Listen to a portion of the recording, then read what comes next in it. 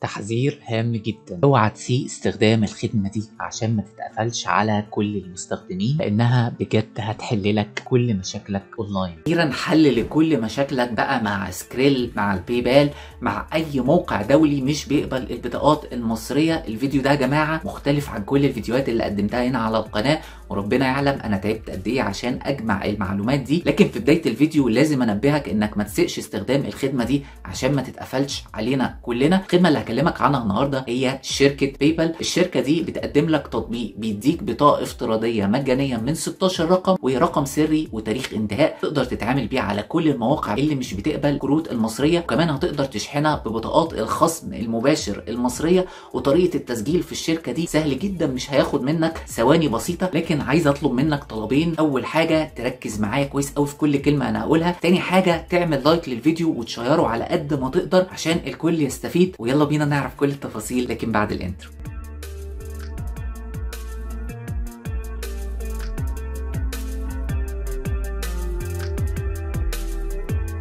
مبدئيا كده دي واجهة الموقع اول ما بتدخلوا، وبالمناسبة هتلاقوني سايب لكم كل التفاصيل في مقالة في وصف الفيديو. ده الموقع بيكلمك عن كل التفاصيل الخاصة بالحساب، وانه هيفيدك ان انت تتعامل وتدفع مدفوعاتك، وكمان انه مقره دولة الامارات يعني كمان عربي. عشان تنزل التطبيق بتدخل على حسابك في البلاي ستور او في الابل ستور، وبعد كده بتكتب في البحث هنا باي بال، بعد كده هنا تضغط عليه، وبعد كده هنا بتلاقي علامة الانستول، بتقدر بقى تنزل التطبيق براحتك. بعد ما بينزل عندك على الموبايل ده بيبقى شكل الواجهه بعد ما بتفتحه، بيقول لك هنا لوج ان او كرييت اكونت. دلوقتي انا هعمل حساب، فاضغط على كرييت الاكونت، بعد كده هتعمل هنا كونتينيو. بعد كده هنا بيقول لك عايز تبقى تسميتك ايه على التطبيق، فهتكتب اي اسم خاص بيك، وبعد كده هتعمل هنا كونتينيو. بعد كده هنا بيقول لك الدوله اللي انت عايش فيها ايه، فطبعا محدد على الامارات لان هي دي دولته، بس هنا تقدر تختار مصر وتقدر تختار اي دول من الدول المدعومه دي. دلوقتي انا هنزل هنا على مصر. بعد كده بيقول لي هنا اديني رقم التليفون اللي انت عايز تسجله بالتطبيق، وبعد كده هنا هتعمل نيكست. بعد كده المفروض هتوصل لك رساله OTP على موبايلك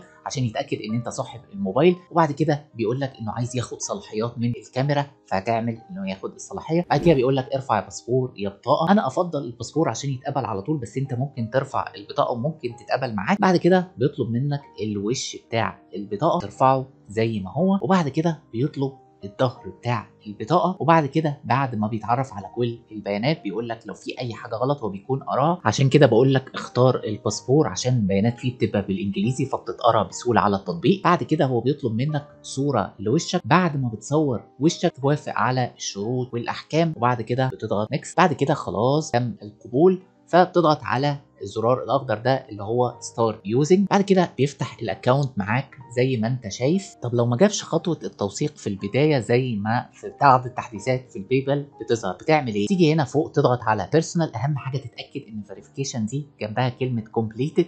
لو ما لقيتش كلمه كومبليتد دي بتضغط على فيريفيكيشن وبتعمل نفس الخطوات اللي فاتت، اللي هو بترفع البطاقه او الباسبور بتاعك، وبعد كده خلاص بتاكده وخلاص كده الحساب بيبقى تمام. بترجع لواجهه البدايه كده. هنا بتيجي تضغط على كاردز، تضغط هنا على جيت نيو كارد وريكويست فيرتشوال او بطاقه افتراضيه، وبعد كده بتضغط عليها. وبعد كده بمنتهى السهوله بتحصل على بيانات البطاقه. والجميل في الموضوع ان هي مجانيه اول مره، لكن لو طلبت بطاقه تانية بيخصم منك $3. ده شكل البطاقه بعد ما انت بتاخدها.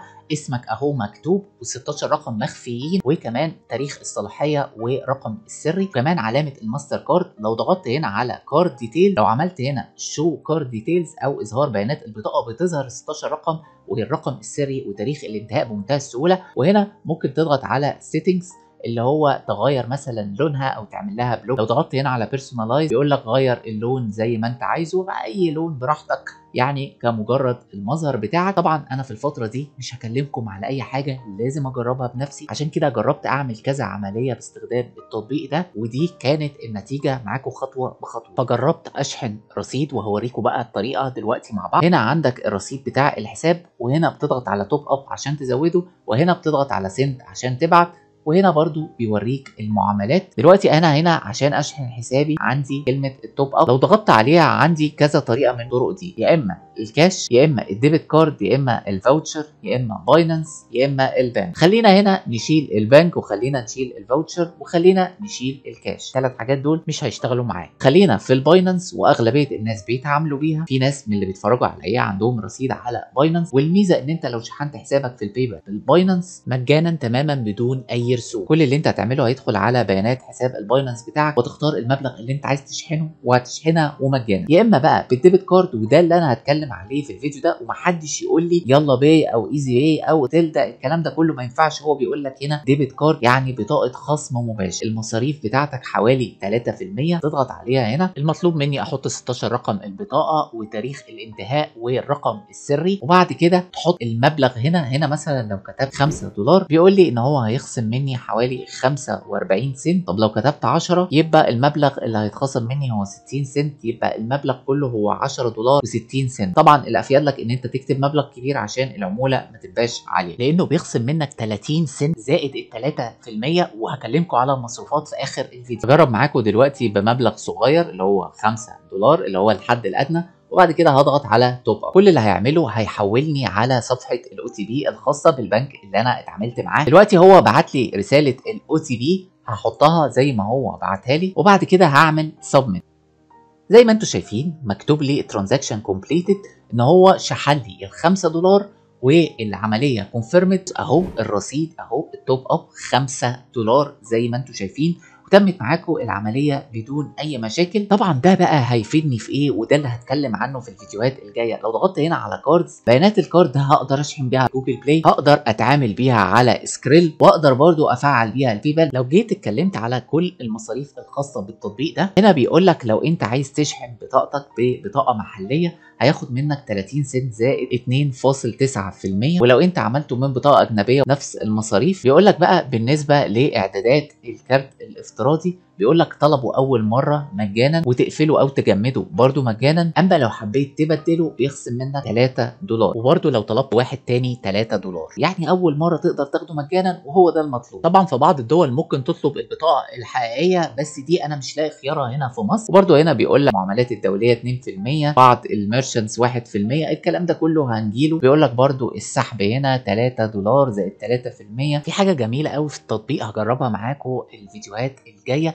ان انت لو عملت اي معامله شراء بالبطاقه او الماستر كارد اللي بيديها لك التطبيق ده، بتوصل لك رساله او تي بي مكونه من 6 ارقام على التطبيق باي معامله شراء، وبتقدر تاخدها من التطبيق وتحطها بقى كانك معاك بطاقه حقيقيه تقدر تتعامل بيها على المواقع المختلفه. يا جماعه انا شايف ان التطبيق ده هينقلنا لمرحله مختلفه تماما في المدفوعات الالكترونيه.